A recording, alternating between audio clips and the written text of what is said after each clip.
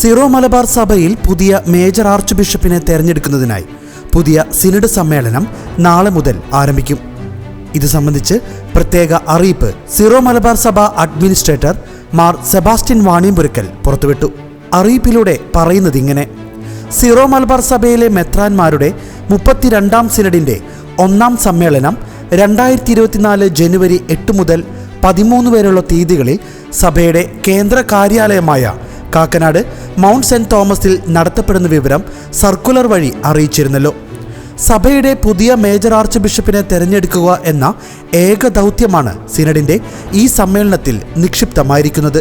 മറ്റു വിഷയങ്ങളെല്ലാം പുതിയ മേജർ ആർച്ച് ബിഷപ്പിൻ്റെ സ്ഥാനാരോഹണത്തിന് ശേഷം നിയമാനുസൃതം വിളിച്ചു ചേർക്കപ്പെടുന്ന സിനഡ് സമ്മേളനത്തിനായിരിക്കും ചർച്ച ചെയ്യപ്പെടുന്നത്. നമ്മുടെ സഭയെ നയിക്കാൻ ഏറ്റവും അനുയോജ്യനായ വ്യക്തിയെ മേജർ ആർച്ച് ബിഷപ്പായി ലഭിക്കുന്നതിനു വേണ്ടി സഭ മുഴുവനും ഈ ദിവസങ്ങളിൽ പ്രാർത്ഥിക്കുകയായിരുന്നല്ലോ. സിനഡ് സമ്മേളിക്കുന്ന ഈ ദിവസങ്ങളിലും പ്രത്യേക പ്രാർത്ഥന തുടരണമെന്ന് അഭ്യർത്ഥിക്കുന്നു. ബിഷപ്പ് സെബാസ്റ്റ്യൻ വാണിയമ്പുരക്കൽ, സീറോ മലബാർ സഭയുടെ അഡ്മിനിസ്ട്രേറ്റർ.